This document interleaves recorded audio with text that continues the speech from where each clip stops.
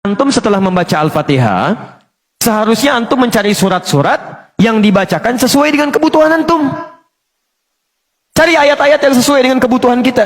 Karena dari Al-Fatihah sampai dengan An-Nas itu semua berisi kebutuhan kita. Saya baca cepat ya. Tapi nggak usah ditulis.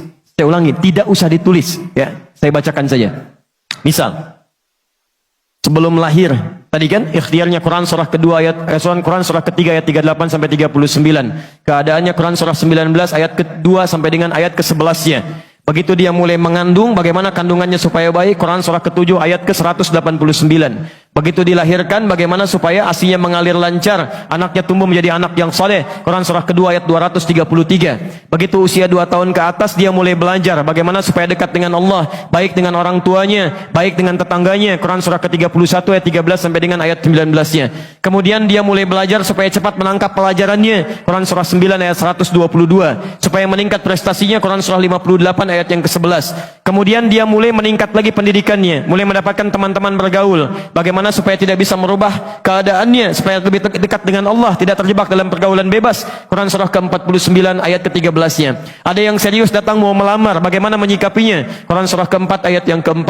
Terjadi pernikahan, Quran surah 30 ayat ke-21. Setelah menikah, bagaimana membagi tugasnya supaya tidak gelisah dalam pembagian tugas, tidak saling menyingkirkan satu dengan yang lainnya, Quran surah ke-4 ayat 34. Setelah dia menikah, suami mulai mencari nafkah. Bagaimana cara bekerjanya? Yang standar ada di Quran surah kedua ayat 168. Kalau mendapatkan ingin yang lebih mudah lagi, Quran surah kedua ayat 172. Kalau belum berangkat, rizkinya sudah menunggu dia, Quran surah 7 ayat ke-96-nya. Kemudian dalam bekerja ini tidak mudah. Istri harus merawat anaknya, merawat rumah tangga. Kadang-kadang anaknya sulit diatur, mengatakan pada perintah ibunya, mengatasinya Quran surah ke-17 ayat ke-23. Itu dua-duanya sama-sama capek. Jangan dikira yang pergi ke kantor saja. Ibu pun merawat anak juga kadang-kadang ada rasa lelah. Bagaimana mengatasinya? Kalau lelah-lelah sedikit, itu ada di Quran surah ke-26 ayat ke-80.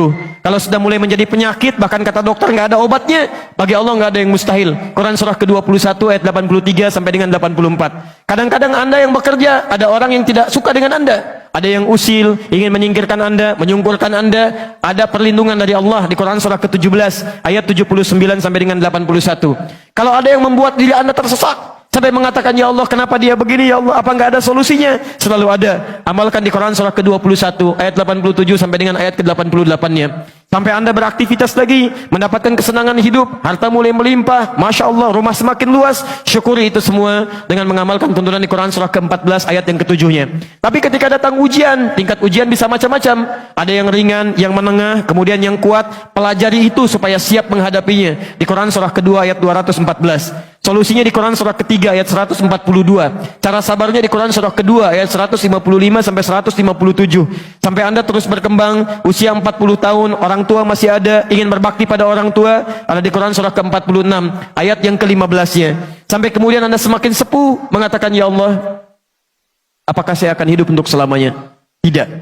Satu saat kamu akan meninggal. Bagaimana cara meninggalnya, ya Allah? Kamu akan kedatangan maut di Quran surah ketiga ayat 185. Maut itu datang lewat malaikat yang diutus, Quran surah 32 ayat yang ke-11. Bagaimana cara diambilnya, ya Allah? Kalau kamu ingin tenang diambilnya, kerjakan amal soleh, maka kamu akan dipanggil dengan kalimat yang menenangkan. Ya ayyatuhan nafsul mutmainnah, Quran surah 89 ayat 27 sampai dengan ayat 30. Tapi kalau kamu banyak amal salah, tidak ada amal soleh, maka panggilannya akan sedikit menegangkan. Quran surah ke-8 ayat ke-50 sambil dipukulin malaikat. Ya Allah, saya telah mengalami malam pertama di alam dunia. Bagaimana malam pertama di alam kubur? Apakah menyenangkan atau ada persoalan? Kalau ingin senang, Quran surah ke-3 ayat 169 sampai 172. Kalau kamu ingin sedikit menegangkan sambil ditampakkan neraka jahanam dari mulai pagi sampai dengan sore, boleh, ada di Quran surah ke-40 ayat 46 sampai dengan 47-nya. Ya Allah, bagaimana suasana hisab? Apakah menyenangkan atau tidak? Kalau kamu ingin masuk surga tanpa hisab, langsung masuk, mendapatkan berita gembira surga, ada amalannya di Quran surah kedua ayat 25. Tapi kalau kamu misalnya banyak amal salahnya, mengabaikan perintah Allah, bahkan kamu bisa masuk neraka tanpa hisab. Ada di Quran surah ke-18 ayat 100 sampai dengan 101-nya. Ya Allah, bagaimana suasana surga nanti ya Allah? Ayo kerjakan amal soleh. Ada surga bersama Rasulullah tingkat yang paling tinggi. Amalan ini Quran surah ketiga ayat 31, Quran surah 59 ayat yang ke-7, Quran surah 33 ayat 21. Ada surga yang di taman surga yang memberikan langsung Allah, bisa melihat Allah tanpa hijab. Quran surah 75 ayat 22 sampai dengan ayat 23. Ada amalannya di Quran surah ke-51 ayat 15 sampai dengan ayat 23. Ada ada surga seluas langit dan bumi. Kemanapun kamu beraktivitas tidak akan pernah menemukan ujungnya. Quran surah ketiga ayat 133 sampai dengan 134.